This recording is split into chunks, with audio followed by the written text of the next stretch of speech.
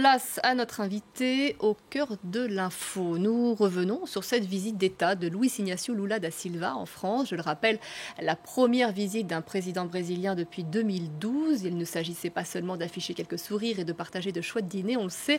Emmanuel Macron et Lula s'apprécient, mais d'aborder aussi des sujets essentiels, voire pour certains douloureux. Hervé Terry va nous aider à mieux comprendre ces relations dans un contexte où les alliances en Amérique du Sud sont en train de bouger. Bonsoir, monsieur.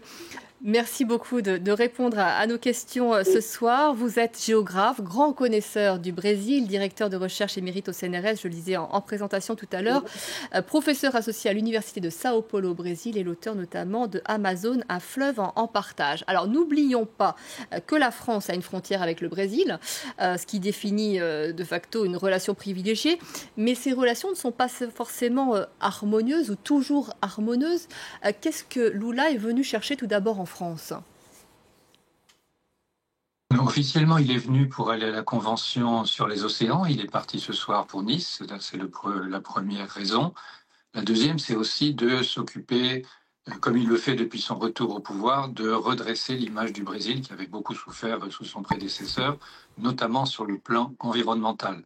Et vous avez bien fait de parler tout de suite d'Amazonie parce que je crois que c'est un des sujets centraux de cette visite, même si ça n'a pas été mis au premier plan. Il y a des sujets délicats, on va en parler, mais celui-là est une très forte convergence entre les deux pays. Alors, on va peut-être parler d'abord des sujets qui fâchent avant de revenir sur l'Amazonie et sur cette volonté d'Emmanuel Macron et de Lula de travailler effectivement pour l'environnement. Ce sujet important qui fâche, c'est l'accord UE-Mercosur. Lula a exhorté avec des mots doux, je crois qu'il a parlé d'ouvrir son cœur. Emmanuel Macron a conclure l'accord commercial, mais là, on a l'impression qu'il y a des rapprochements, en tous les cas, des différends qui pour l'instant ne sont pas réconciliables. Oui, il y a un point de tension là-dessus parce que l'accord est très très large. Ce serait pratiquement un libre-échange dans tous les secteurs. Et le point de focalisation, c'est l'agriculture, puisque les autres pays européens ne voient pas d'inconvénient. Et le pays qui a l'agriculture la plus forte et la plus menacée, d'une certaine façon, c'est la France. Et si on regarde bien, c'est même pas toute l'agriculture française, c'est principalement l'élevage bovin. Et effectivement, ceux qu'on entend beaucoup protester en ce moment sont les éleveurs de bovins. Ils ont toute raison de s'inquiéter puisque, comme je suis un scientifique sérieux pour préparer cette interview, j'ai fait une petite recherche qui m'a pas pris très longtemps. J'ai regardé comparer le prix du filet de bœuf au Brésil et en France. Pourquoi le filet? Parce que c'est la seule pièce, comme le bœuf se découpe très différemment dans les deux pays, c'est la seule comparaison possible. Je suis arrivé en regardant les prix moyens que c'est 6 fois moins cher au Brésil qu'en France. C'est-à-dire qu'en France, c'est autour de 40-45 euros et au Brésil, autour de 40-45 reais, c'est-à-dire 6 fois moins. Et donc, je comprends bien l'inquiétude des éleveurs de bovins devant l'idée qu'il pourrait arriver des masses de viande de bœuf. C'est pas tout à fait justifié puisqu'il y a déjà des quotas qui se font que assez peu de viande brésilienne peut rentrer. Ça pourrait être plus et je comprends qu'ils défendent, j'ai failli dire défendre leur beefsteak, pardon, ce serait un mauvais jeu de mots, mais je comprends qu'ils défendent leurs intérêts.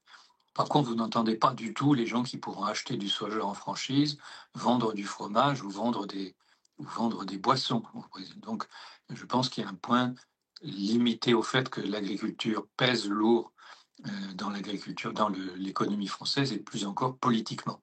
Et donc, je pense que c'est ça qui est le point. Je pense que les autres Européens ont un peu décidé de passer outre et la présidente de la Commission a déjà plus ou moins laissé entendre que l'accord serait signé avant la fin de l'année. Donc je pense Ouais. que c'est un peu un combat d'arrière-garde.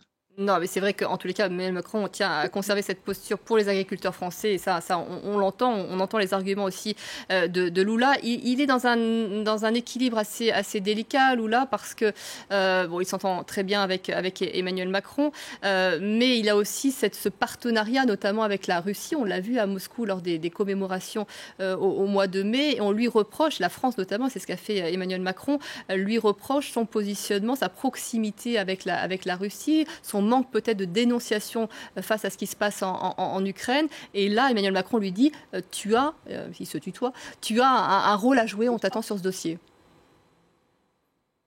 Alors là, j'ai un mini-scoop pour vous, puisque j'étais hier soir à l'Élysée au Banquet des Livres, au dîner d'État Là, il y a eu des discours assez convenus, mais ce matin, l'université Paris 8 a Mmh. remis un diplôme honoris causa à Lula, et à la fin de son discours, il a rajouté une phrase en disant que ce qui se passait à et, euh, En Ukraine? Gaza et en Ukraine était absolument inacceptable. Et donc là, il a vraiment donné des gages. Évidemment, la salle s'est levée, il a applaudi. Enfin, je pense il a suivi, il a quand même fait une mise au point. Effectivement, c'est vrai qu'il y avait des critiques concernant ce prix qui devait lui être remis à cause de ce positionnement face à l'Ukraine. Le Brésil aurait un rôle, donc je le disais, important à jouer dans ce dossier. Quel est le poids, quelles sont les relations entre Lula et la Russie aujourd'hui? On sait que c'est surtout la Chine en fait qui est très présente sur le continent et notamment dans le pays. La Chine est le premier client et le premier fournisseur du Brésil, de très loin. Et donc, c'est le principal. Donc, il tient absolument à garder de bonnes relations avec la Chine, qui ne sont pas menacées. L'Europe aussi, mais la Russie et le monde arabe sont les principaux débouchés de la viande, d'une part. Et d'autre part, les engrais chimiques et le diesel viennent de Russie. Donc, il y a des intérêts commerciaux. Et c'est tout le problème du Brésil, c'est qu'il essaie un peu de maintenir un équilibre entre plusieurs puissances avec lesquelles il a des intérêts croisés et qui ne s'entendent pas du tout entre elles. Donc, il essaie de tenir sur cette corde raide. Et donc, ça, c'est pas très commode. En général, le Brésil est déjà un peu le porte-parole du Sud, mais en même temps candidat à l'OCDE et au Conseil de sécurité. Donc il est un peu dans cette position intermédiaire. Est-ce qu'il est le plus petit des pays développés ou le plus grand des pays émergents? J'ai même publié un livre qui s'appelle Le Brésil, pays émergé, pour un peu insister sur cette situation. C'est pas une situation facile. La diplomatie brésilienne est plutôt bonne, mais il y a quand même des moments où ça devient assez difficile à tenir. On va à présent parler de ce sujet qui fait consensus entre Emmanuel Macron et Lula, c'est l'environnement. Vous le disiez, il est en France pour cette conférence de l'ONU sur les océans qui va se tenir du 9 au 13 juin. Qu'est-ce que Lula est venu plaider en France face à tous ces dirigeants? Il a bien dit, enfin, un de ses slogans principaux quand il a été élu, c'est le Brésil est revenu. Le Brésil, qui était devenu un paria sous Bolsonaro sur beaucoup de points, est revenu dans la communauté internationale, dans le concert des nations, comme on dit, en particulier en ayant décidé de mettre en ordre ce côté environnemental. Et avec quelques crédibilité, puisque quand il était au pouvoir, dans ses deux mandats, plus celui de Dilma Rousseff qui lui a succédé, le déboisement de l'Amazonie avait très fortement réduit. Il est passé de environ 30 000 km² par an, c'est-à-dire la taille de la Bretagne, à celle d'un département français, environ 5 000. Donc il est assez crédible là-dessus, sur réduire le déboisement. Promettre le déboisement zéro pour 2030, comme il l'a fait, paraît irréaliste, mais sur ce plan-là, il l'est. Et donc, il joue beaucoup la carte amazonienne.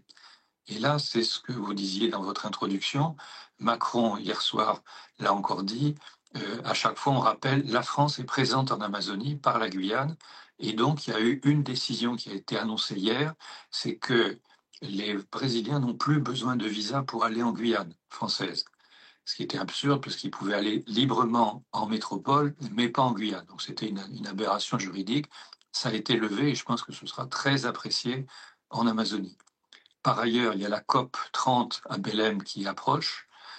Donc, il y a toutes sortes de raisons de développer. Il y a eu aussi la création du comité franco-brésilien de la biodiversité. Là, je crois que là-dessus, il y a un vrai partenariat qui se développe régional entre l'État d'Amapá, voisin de la Guyane, et la Guyane, entre la France et le Brésil, entre l'Union européenne et les voisins du Brésil, le pacte amazonien. Hervé Terry, Lula a 70 ans. Il a été élu pour la première fois en 2002. Quelle marque est-il en train d'imprimer sur la société brésilienne? Je pense que ce qu'il a fait de plus remarquable, c'est surtout dans ses deux autres mandats. Celui du troisième mandat est quand même très difficile. Il a beaucoup moins de marge de manœuvre. Il a les grandes réformes qu'il voulait faire, il les a déjà faites. Par exemple, doubler le pouvoir d'achat réel du salaire minimum, qui était très très très bas. Évidemment, quand il a fait ça, tout le monde a protesté. Après coup, on s'est aperçu, comme ça arrive assez souvent, que les pauvres, devenant un peu moins pauvres, consommaient, que ça faisait beaucoup de bien à l'économie brésilienne. Ça a été fait. Il a réduit le déboisement, il a créé un certain nombre de nouvelles institutions, et en particulier, il a créé 18 universités, Ce matin, quand on lui a remis le diplôme de docteur honoris causa de Paris 8, il disait qu'il était le premier président brésilien à ne pas avoir fait d'études supérieures.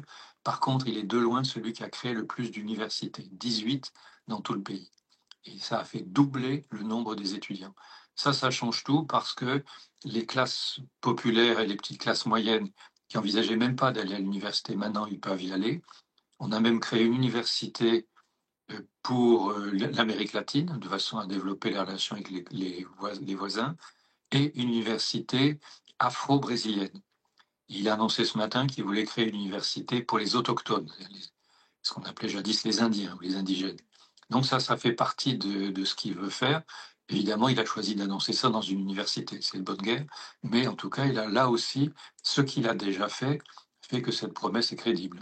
Que le pays est peut-être une société un peu moins inégalitaire qu'elle l'était il y a 20 ans. Ce sera ma dernière question. Je me demandais quel était le moyen de pression des États-Unis sur le Brésil, alors que l'on sait que Donald Trump s'intéresse beaucoup depuis son retour au pouvoir à l'Amérique latine. C'est redevenu une priorité pour lui, alors qu'on l'évoquait, la Chine est déjà très présente dans la région. Ça n'est plus du tout l'arrière-cour des États-Unis comme ça l'a été. Les relations militaires ont été pratiquement arrêtées. Les États-Unis ne sont plus du tout ni le premier fournisseur ni le premier client. Ils sont même passés derrière l'Europe si on la considère globalement et surtout derrière la Chine. Donc il y a beaucoup moins de pression qu'avant. Ça n'est plus aussi fort que ça a été. Par ailleurs, le Brésil a un déficit avec les États-Unis. Donc il y a pas, on ne leur a pas imposé de droits de douane. Ils sont à 10%, ce qui est le minimum possible. Ils ne sont pas une menace, donc ils ne sont pas tellement dans le viseur. Je pense qu'ils n'ont pas trop de soucis à se faire, d'autant qu'ils ont même bénéficié de Trump, si j'ose dire, puisque pas mal de clients des États-Unis pour le soja, pour le blé, pour le sucre, pour toutes sortes de choses, ont décidé, puisque Trump n'était pas acceptable, ils allaient se tourner vers le Brésil. Et le Brésil est en train d'augmenter sérieusement ses ventes grâce à Trump, d'une certaine façon. Je vous remercie beaucoup, Hervé Thierry, de nous avoir apporté ces éléments de compréhension, ces éclairages, alors qu'on vient de vivre cette visite d'État de Lula en France. Et puis, il reste en France, à Nice, où il était attendu pour ce sommet sur l'océan, que l'on va suivre évidemment sur nos antennes. On aura d'ailleurs des invités à ce sujet dimanche.